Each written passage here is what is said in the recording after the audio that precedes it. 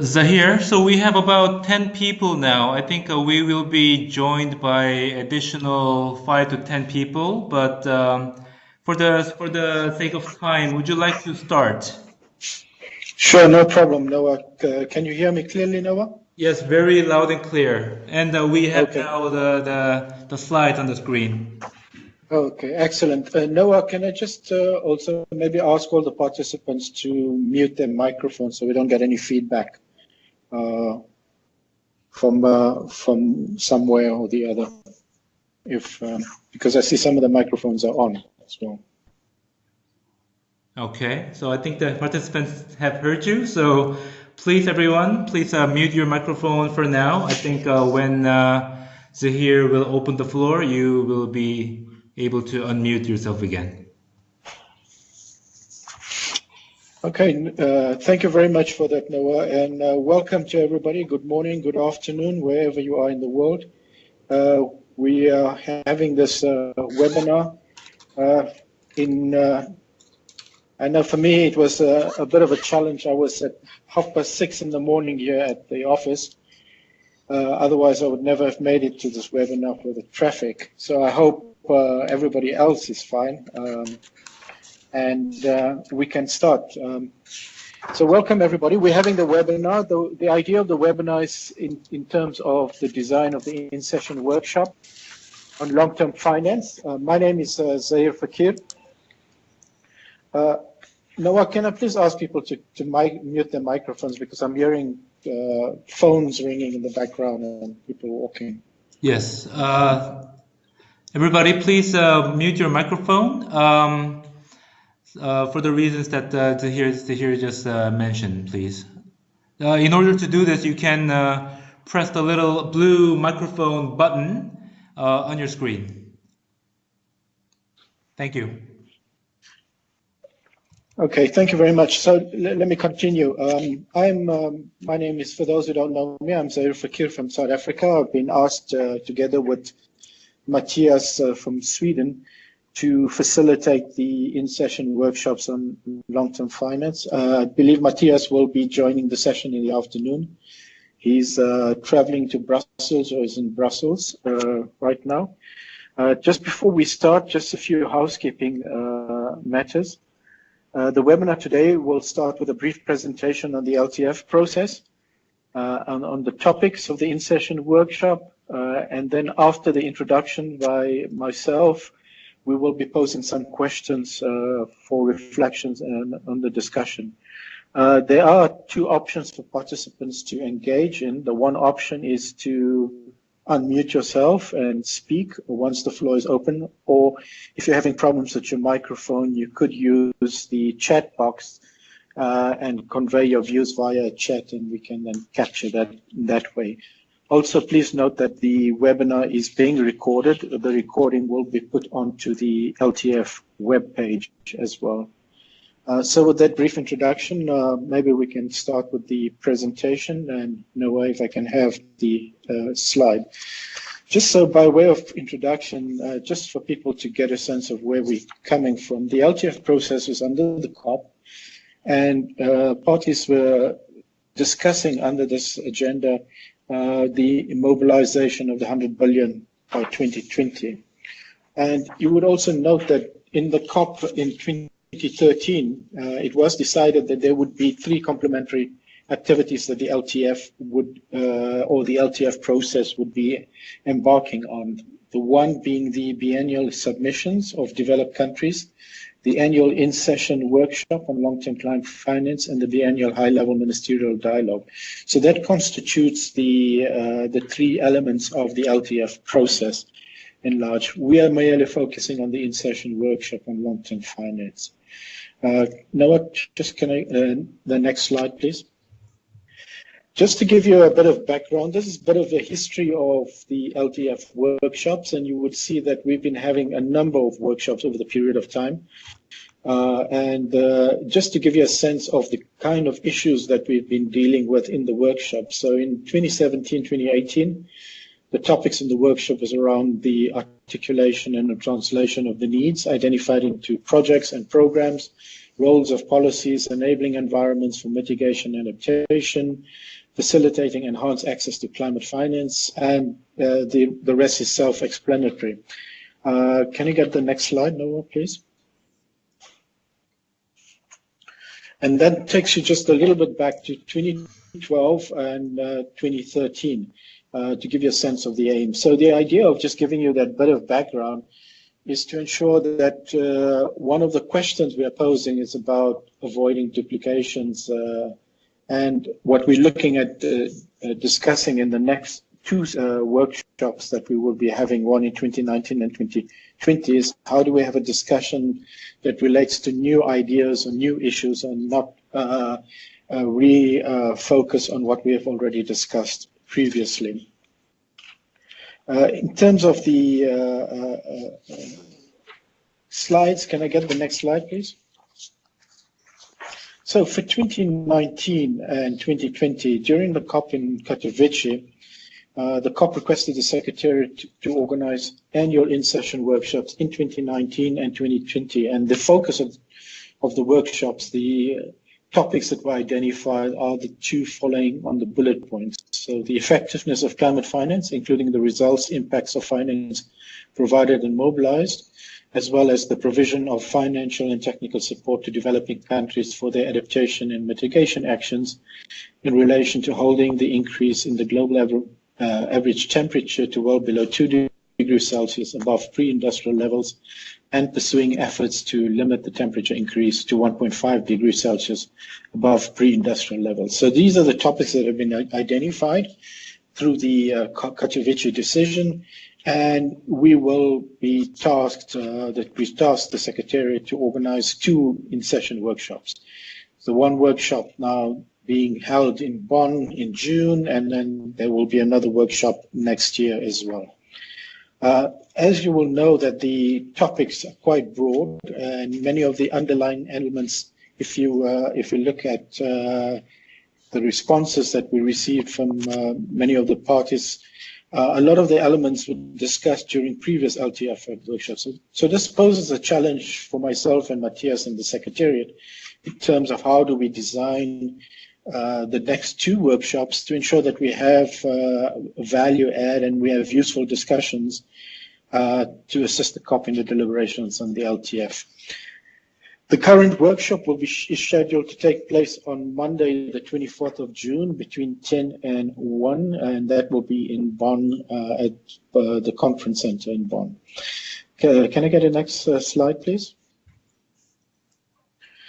Okay, so to come to the point here now, it is our intention during this webinar to get your views. We have previously also submitted to the parties an informal consultation note, which you all have received, and many of the parties and groups and regional groups have submitted their comments on that. What we're looking at is Matthias and myself, together with the Secretariat, is getting your views so that we can structure the workshop in a manner that is most effective for all parties. The three questions I would like to pose to you is, firstly, what is your understanding of the scope and the mandate of the topic of the 2019-2020 LTF in-session workshop? How can these topics be considered in 2019-2020 to avoid overlaps and duplications? and the format needed in order to achieve the objectives in terms of the workshop. So we don't intend having a substantive discussion on the actual elements itself, but rather the shaping of the workshop. The first part of the question is that we want to ensure that everybody is on the same page in terms of the topics, so that when we do structure the workshop, the elements that is presented, the discussions, etc., addresses what you have been looking at. In terms of the second part, you would notice that the two topics are required to be discussed both in 2019 and 2020. So we want to get a sense from you as to how we structure it so that we do have a discussion in 2019 that is not a repeat in 2020, and how best can we do that. And finally, the format issue is how best should we structure the workshop, given that we only have 3 hours, in order to ensure that we have a effective, useful discussion, but also that we do have engagement by all. So with that, I will hopefully stop my presentation. I would like to open the floor and maybe get your reflections firstly on the first question in terms of the understanding of the scope of the mandates of the topics for 2019 and 2020. And here I refer to the two items, the effectiveness of climate finance and the provision of financial and technical support. With that, the floor is open. So please indicate if you want to take the floor.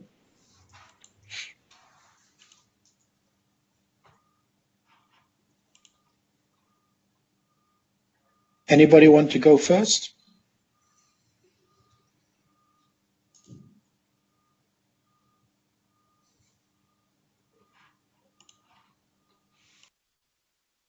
In the absence of any volunteers, I will volunteer people then. Who should I start? Gabriela?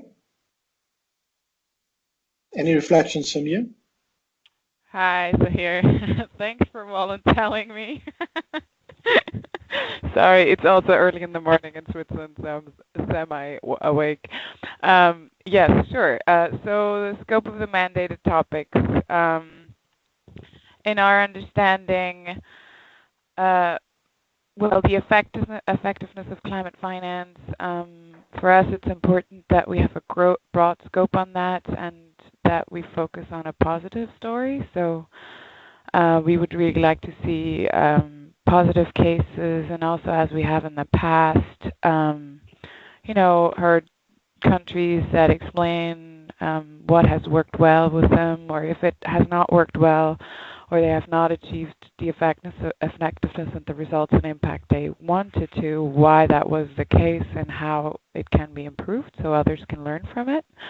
So I think for that side, we would really welcome a positive storyline and a learning environment that supports everyone. With regards to the second part, yes, here it would be interesting to hear maybe if it would be possible to have also some scientific input with regards to the lately released IPCC report. That would be interesting, linked to the provision of support. Is there specific support? Maybe that would be more helpful in light of the increase to 1.5 degrees Celsius. I think that was also in the discussions when we came up with the topic, something which is very important for the proponents. So yeah, and somehow the two topics in our view are also linked because, well, it's not, for us, it's not just about what we provide, but also how we provide it. And that's, of course, also very much linked to the effectiveness. Yeah, I think I'll leave it at that. Thank you very much, Gabi, and thank you for volunteering to give us the first views. What I would want you to also think about, Gabi, is given that these topics are going to be the same topics that we'll be talking in 2020 as well, if you can just think about how we structure it so that we do have a discussion in 2020 that does not repeat the discussion now. But I want you to just think about that. Let me open the floor for some other views on this first question. Anybody else who wants to take the floor? Otherwise, I was going to volunteer you, Mariama, anyway. But please go ahead. So good morning, everyone. I don't have I haven't given this a lot of consideration, so I'm going to be going off the fly. But it seems to me that the effectiveness of the climate finance, as Gabby pointed out, is also linked to the process of accessing it. And I think it's about kind of what countries can access in terms of quantum, the conditions of access, and the timeliness of access. I think is going to be important to determine the effectiveness of the climate finance. So I think a scoping of what are countries needing and how are they managing to access, what are the challenges they have accessing the available finance that's around, and what's the timeliness of it in terms of when they try to access it and when they actually get it, and in terms of also the whole process of refining the NDCs. And I think that might also link, and maybe it's a part for next year, is about the costing of NDCs, right? Because if we think NDCs are going to be this 5 years, so the next 5 year, what are the costing of that, and how can we more effectively and efficiently move financing in those directions? And maybe a sense of what countries are coming up with out of their NAPA process. How far is the NAPA process gone? And where are countries projecting? Because it's ongoing, it's iterative ongoing. So we assume that even if they start a preliminary process now with GCF or whoever's funding, they have a timetable with estimation of where they need to go. So for me, the effectiveness is really around that. And it links very closely to the whole question of needs assessments and what developing countries are needing and how the climate finance is flowing. What are the instruments that are being used to deliver the finance, and how useful are those instruments for the different countries based on their different economic conditions and situations. So I think the effectiveness for me is a very, very good but a question that's very compact with many different issues around it.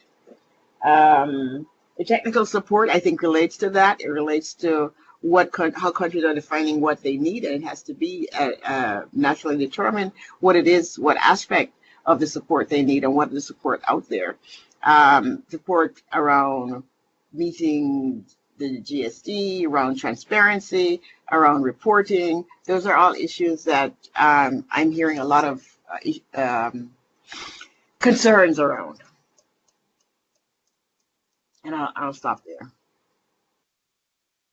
Thank you very much, Mariama. Thank you very much for those good points. Anybody else? May I? This is Sergei Chesnay. Go ahead, Sergei. Yeah, speaking about the effectiveness of climate finance, I think we should consider somehow the harmonization of climate finance flows with other financial flows to determine priorities and to get a sort of synergy. And it will, of course, increase the effectiveness of climate finance, taking into account the economic and social development priorities of a country.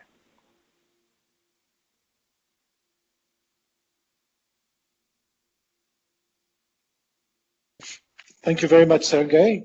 Noted that. Any other comments on this question? Morning, this is Soti. Please go ahead.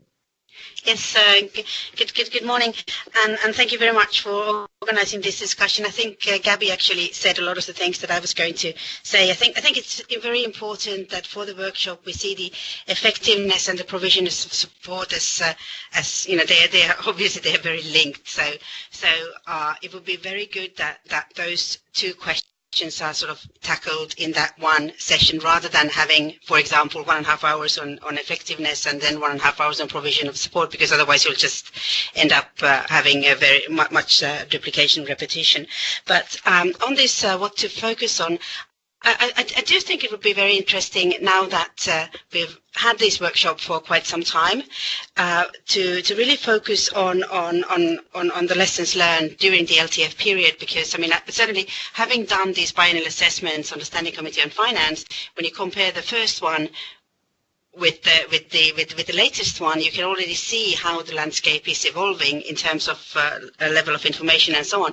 So the question to ask would be, what has worked well when it comes to scaling up climate finance, and really trying to focus on the positive, and then looking at, you know, where are the gaps in terms of, are there some topics that we have missed out on in terms of looking at everything that's been covered during the LTF workshop. Maybe one additional idea, and really sort of focusing on the adaptation. There's this coalition of finance ministers for climate action, which is being led by Chile and Finland and housed in the World Bank. And one of the principles that they're also looking at there is how climate change is taken into account in macroeconomic policy, fiscal planning, budgeting, procurement practices, and so on. So really sort of trying to see how this whole landscape is also moving more and more into the domain of the finance ministers. Thank you. Thank you very much, Uti. Anybody else?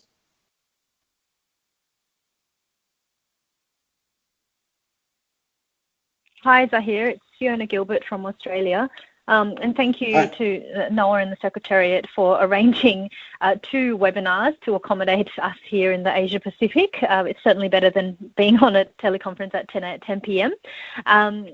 Just going back to the point about effectiveness, agree with what's being said, that it seems like because the 2 issues are so intricately linked that it would make a lot of sense to tackle them together and not create unnecessary sort of parallel tracks, and an hour and a half for one and an hour and a half for the other.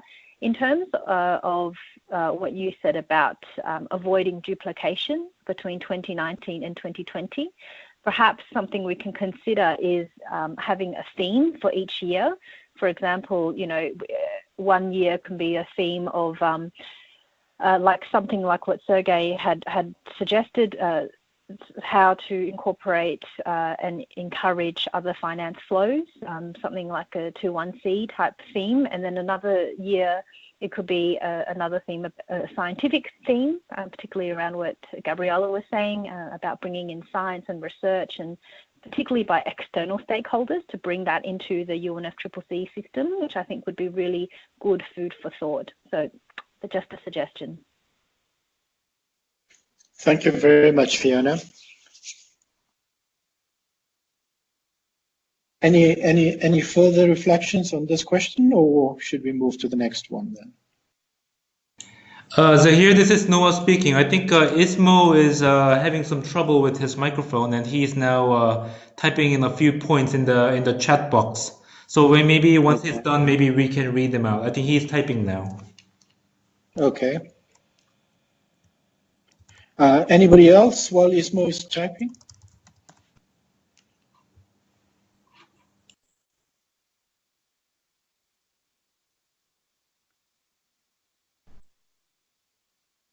Zahir, sorry, this is Gabriella again. Just as a follow-up to the question that you threw back with regards to the overlap of one year to the next.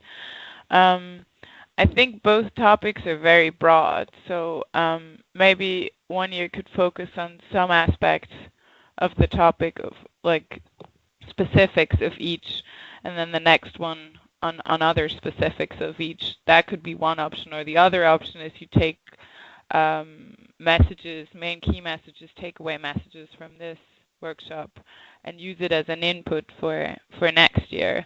For example, recommendations of how effectiveness can be improved, and then maybe the next round you have countries that show examples where they've applied these effectiveness aspects and show whether it has worked or not, or something like that.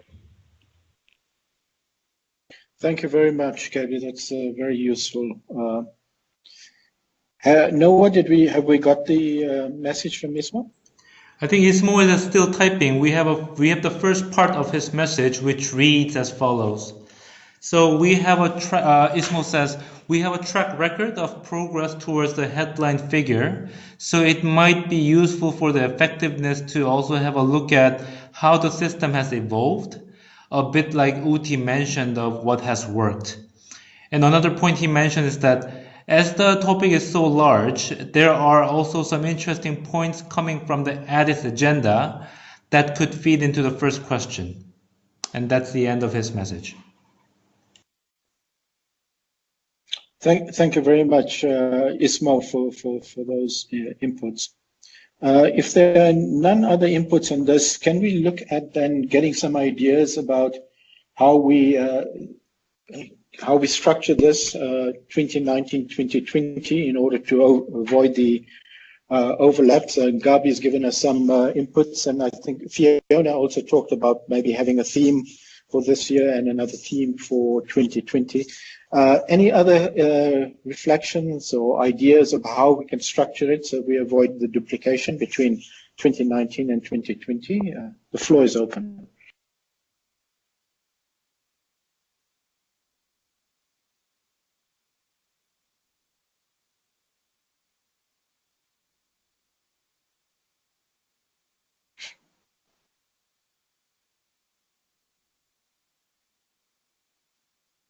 Anybody has any additional ideas? Mariama here. I agree with some of the points made about the interlinkages between the two topics and trying not to segment them.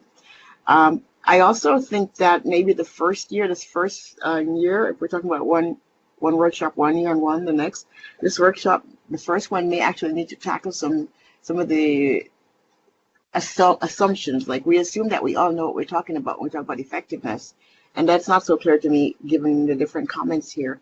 So some issues, fledging out some of these working definitional issues of what are the different conception and perceptions around effectiveness and even around technical support, and how people are utilizing that in terms of their framing of their needs and context. And then maybe the next year focusing a deep dive into what countries are doing to overcome whatever challenges or barriers, or what the system is doing in terms of the different mechanisms and channels of the flow to overcome these barriers, so that we have a good working definition and some framework for how we evolve the discussion and how people get to think of it as we pursue looking at this issue over in the longer term. I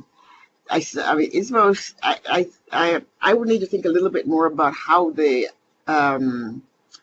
Addis Ababa agenda kind of relates to the long-term finance question, because that's a very development finance oriented, and so part of that discussion about effectiveness is, are we lumping together the whole realm of what we consider development finance as part of this discussion of long-term climate finance, which is what I think we're talking about, and to what extent the different opportunities that are being explored this year, including what Uti mentioned about the ministers, but also about what's going to be showcased at the UN Secretary General things.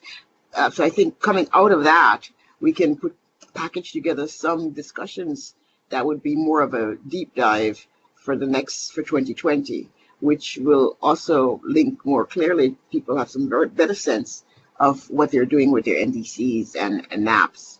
So I think this first year might be some of the basic initial issues around effectiveness, technical support, challenges, barriers, the way the flow is going, what are we considering flows, how are we looking at flows, linking again directly to the outcome from the last COP in terms of the climate finance portion in the 9.5 discussion and others. And then next year, more of a very hands-on practical cases showing both how countries that have succeeded in using the current system, those are still struggling, why they're struggling, and what are they doing to do that, and so forth. So that's my kind of rough thinking. As I said, I haven't really given a lot of thought to this. Apologies for that. No need to apologize, Mariama. Thank you very much for those initial thoughts. Colleagues, any other views on this question?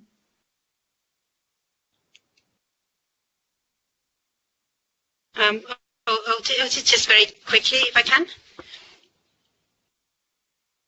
Go ahead, Uti. Yeah, thanks. I mean, I was going to just make a very cheeky remark and just say that, we trust on having two very experienced facilitators for this work, and in that way to make sure that there is not too much repetition, and in terms of, making sure that we really focus on concrete things and messages and issues that can actually help us in driving the agenda forward, rather than just sort of having repeating old statements and covering the same ground in both workshops. So that's my 2 cents to this discussion. Thank you very much, Uti, for the confidence in the two facilitators. But usually, you can never please everybody, so it's good to get a broad sense of the different views from people on these topics. Any additional views on the second question about the structuring between 2019 and 2020? Zahir, this is Noah. I think Ismo is also now trying to convey his message through the chat box, so we'll read it once he's done. Okay, so we'll take Ismo's message once we get it. Is there anybody else that wants to weigh in on this item, or we will then move to the next, and then while Ismo is making his comments? Anybody else? Here? Yes. This is Toru. Toro, go ahead, sir. Thank you. Thank you for presiding this webinar, and it's fun to discuss with you guys. And actually, yeah, we are fine with like a proposal that we treat 2 different topics together at this coming in-session workshop. And then what we will discuss in 2020 is, I think that it depends on like discussion and the outcome of the coming workshop. So we can be more flexible at this moment, and let's tackle the first workshop, and then we will decide whether we will deepen the discussion on the same topics, or we will expand the topics, or so we can discuss that also in the upcoming workshop on the 24th July or 24 June. Thank you. Tomo, Toro, it's also a good idea to approach it. I think we have the response from Ismo. Noah, do you want to read it out?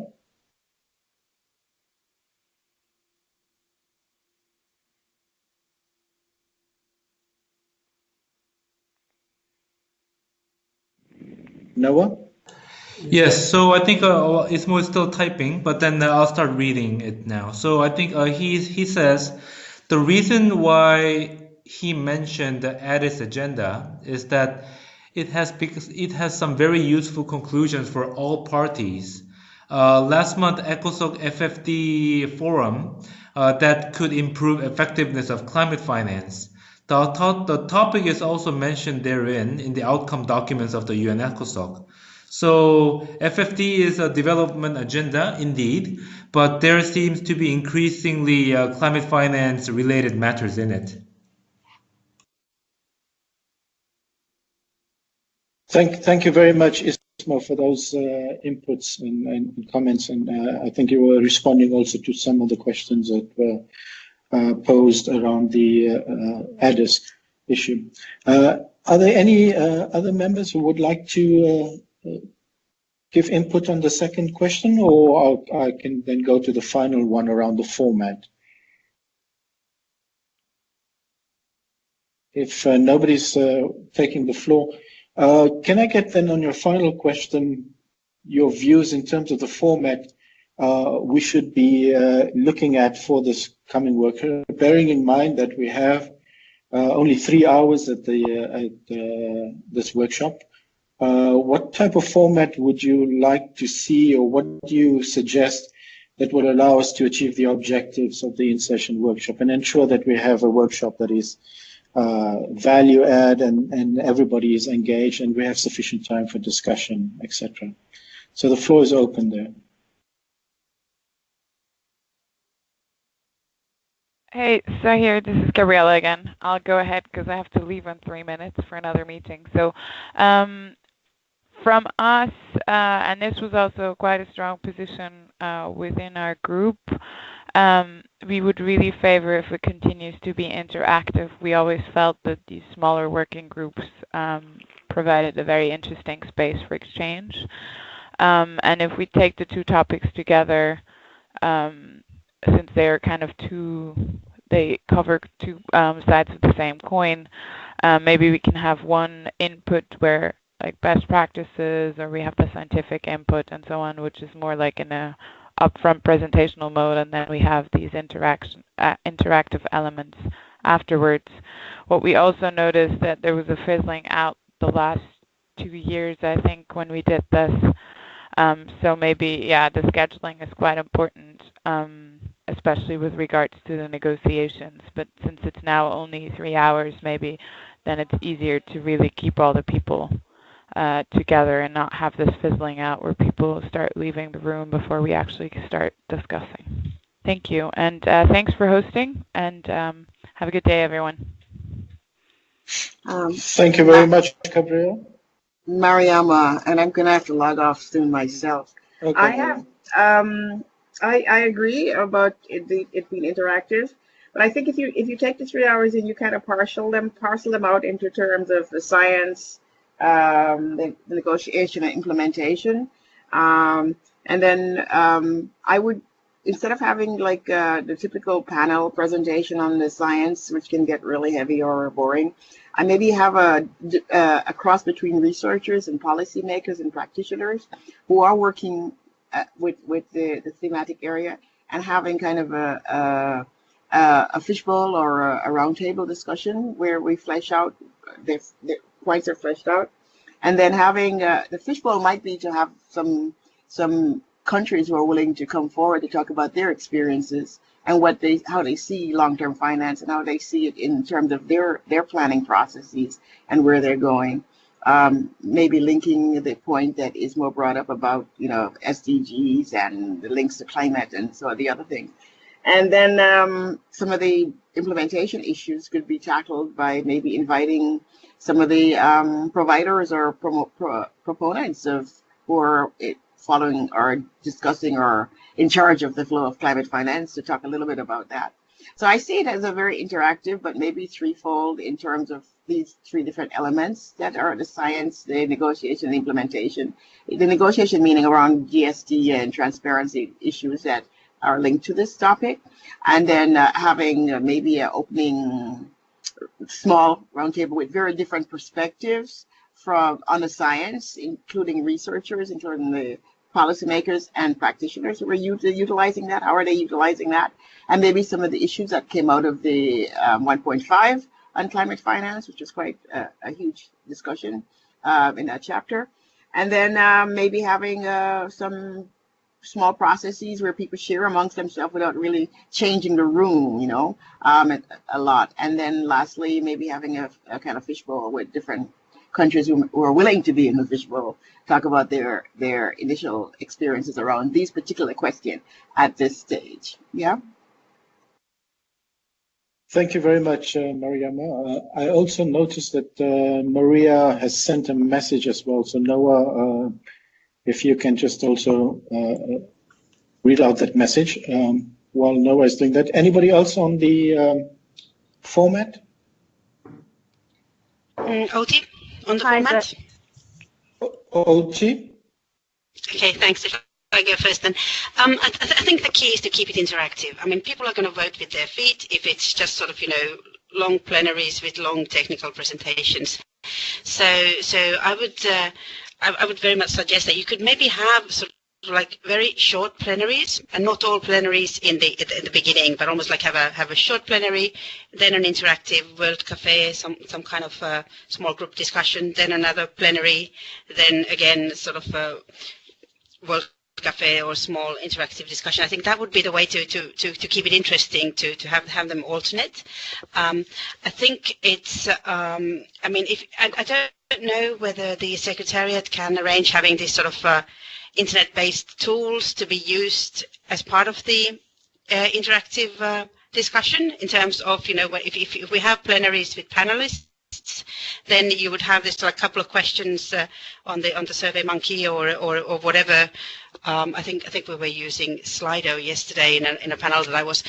So that the audience could also just sort of feed their comments and views that could also be captured as part of the debate. I mean, I think the main thing is that make sure to do things differently this time. Thank you. Thank you very much, Uti. Interactive, and let's try and be different. Noah, do you want to read out the message quickly? Okay, will do. So Maria Alma from Yango says the following. Hello everyone, this is Maria Alma from Uganda, a Yango member in the Finance and Working Group.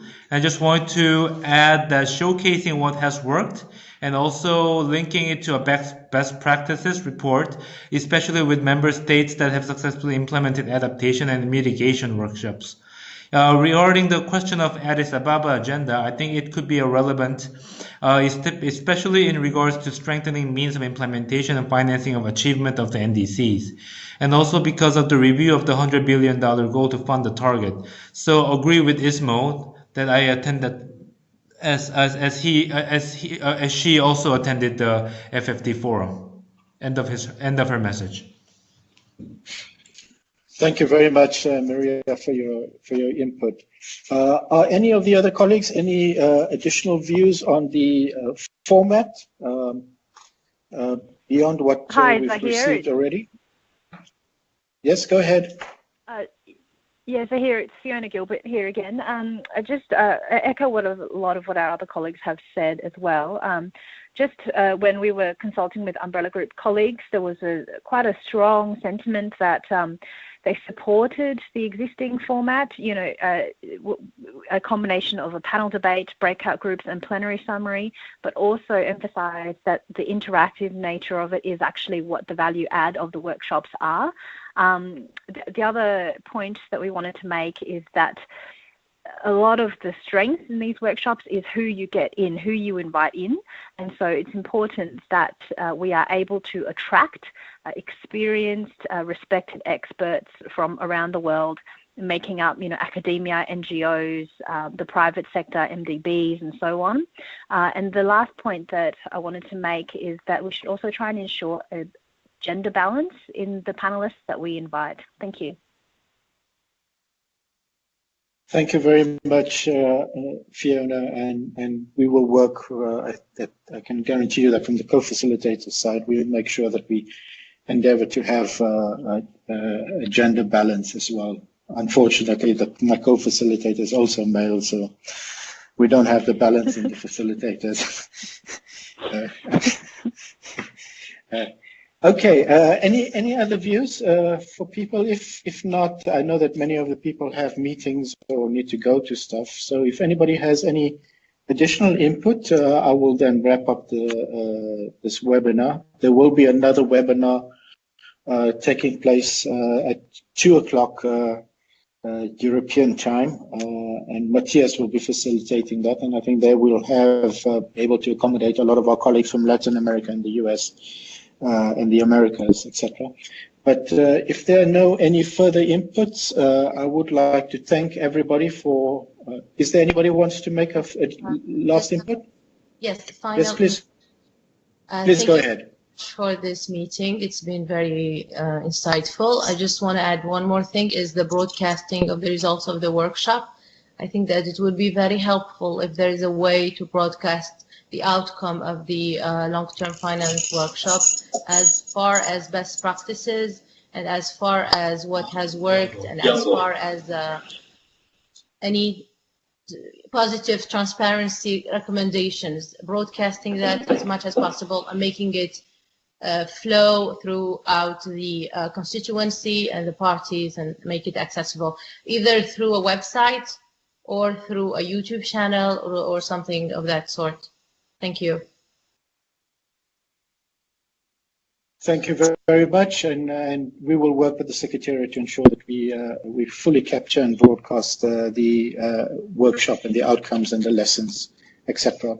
Any additional message from yes? Ismo says Ismo agrees with the point raised by others that we should aim to have more people outside of the UNFCCC bubble.